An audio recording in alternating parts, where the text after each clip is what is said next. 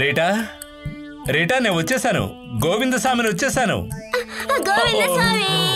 Rita ఇలా ముందుకొచ్చి నీ మొహం చూపించు. ఎందుకింత తొందర? నిన్ను తొలిసారి చూసినప్పుడే ప్రేమలో పడ్డా. ఎంత ఇష్టం? బోల్డ్ అంత ఇష్టం. అయ్యో నా ఫ్రెండ్ లవర్ ని నేను తప్పుగా చూడను, వాడు ఫీల్ అవుతాడు. అలాంటిదేమీ లేదు. అదే బట్టలు తెచ్చేవారా? ఏ బట్టలు? పెళ్లి బట్టలు. పెళ్లి బట్టలు ఎందుకు? పెళ్లి బట్టలు రెడీ చేసి తీసుకొస్తానన్నావగా, తేలేదా? నా ముందుకురా, ఇలా ఫ్రంట్ వచ్చి కనబడు. వచ్చేసా. అవును, నాకు బావంటే ఇష్టం, బావతో పెళ్ళంటే ఇష్టం, బావంటే ఇష్టం.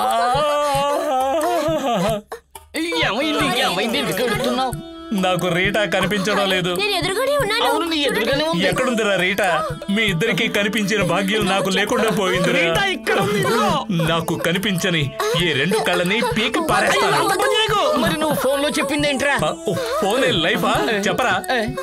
జీవితం అంటేనే ఫోనా? చెప్పరా.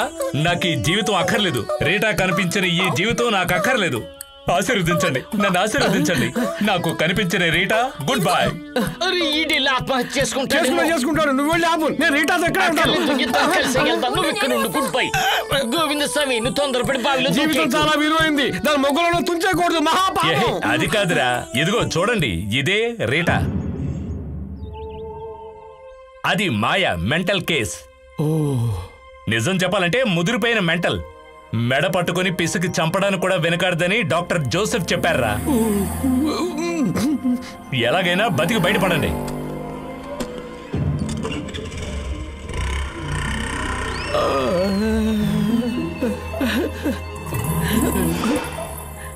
బామ్మర్ది, మనం ఎలా తప్పించుకోవాలి? ఇంకేం తప్పించుకోగలరా? ముదిరిపోయిన మెంటల్ కేసు లోపల ఉంది, అది వచ్చి మనల్ని పట్టుకుంటది.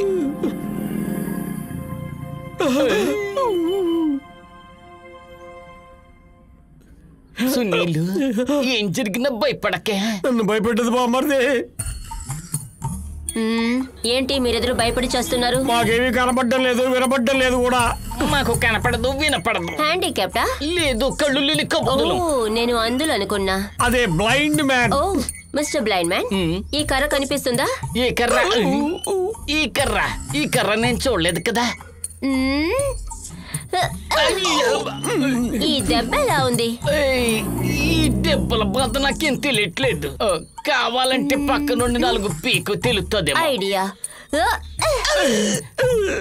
నన్ను కొట్టావు కదా, కొట్టినట్టే లేదు. ఇది కాదు కానీ దేంతో ట్రై చేస్తాను. పెద్ద బావా, చిన్న బావా, ఏమయ్యారు? నందకుమార్ గారు ఫోన్ చేశారయ్యా. కేసుని డీల్ చేసేటప్పుడు నేను కూడా ఆయన పక్కనే ఉండాలట. ఎందుకంట? అదొక పద్ధతి అండి. పోలీసు రహస్యాలు రాబట్టేది నాలాంటి దొంగల నుంచే. మేమిక్కడ ఇలా ఎవరికీ తెలియకుండా దాక్కుని ఉన్నామని ఆ రవికి అస్సలు తెలియకూడదు. ఒక్క చిన్న ఇన్ఫర్మేషన్ కూడా వాళ్ళకి ఇవ్వను, నన్ను నమ్మండి. శ్రీ, రీటా కనిపించకుండా పోయిన రోజున అదే హాస్పిటల్లో తమిళనాడుకు చెందిన ఒక అమ్మాయి మెడిసిన్స్ కోసం వెళితే ఎవరో తనని కిడ్నాప్ చేశారట. దీన్ని బట్టి నీకేమైనా ఐడియా వచ్చిందా? చెరువులో పైకి తేలిన ఆ కుళ్ళిపోయిన శవం రీటాది కాదని నేను పేపర్లో చదివాను. దాంతో ఈ తమిళనాడు అమ్మాయి న్యూస్ను పోల్చి చూస్తే నాకు కొన్ని విషయాలు అర్థమవుతున్నాయి. అంటే ఆ విబి ప్రతాప్ మనుషులు తెలుసో తెలియకో రీటా అనుకుని మెడిసిన్స్ కోసం వచ్చిన ఆ తమిళనాడు అమ్మాయిని కిడ్నాప్ చేసి దారుణంగా చంపి చెరువులో పారేశారు. శవాన్నైతే పోలీసులు కనిపెట్టి తీశారు. ఫర్దర్ ఇన్వెస్టిగేషన్ చేయకుండా ఆ కేసుని ఎవరో ఆపేశారు. రీటా కేసుని డీల్ చేసిన నందకుమార్ కూడా ఆ శవం ఎవరిదో ఇన్వెస్టిగేట్ చేయడం మానేశాడు. అందుకు కారణం హైకమాండ్ నుంచి ప్రెషర్. పత్రికలు గీయటానికి మ్యాక్టైన్ దొరకట్లేదు. అక్కర్లేదు, ఇవ్వక్కర్లేదు, కానీ ఇస్తామని భయపెడతాం, అది సరిపోతుంది. మనకు కావాల్సింది ఈ తమిళనాడు అమ్మాయి కథ కాదు. మనిషి మారిపోయింది అని తెలిసాక రీటాపై ఇంకో యత్నం చేశారా లేదా దాని గురించి తెలుసుకోవాలి. సునీల్, నువ్వు తలుచుకుంటే ఒక చిన్న గేమ్ ఆడచ్చు. ఒక నాటకం. ఆ నాటకంలో నాకు వీబీకి మధ్య ఒక దూత వేషమే నువ్వు వేయాలి. అర్థం కాని కొన్ని విషయాలు ఈ నాటకం వేయడం వల్ల అర్థమయ్యే అవకాశం ఉంది.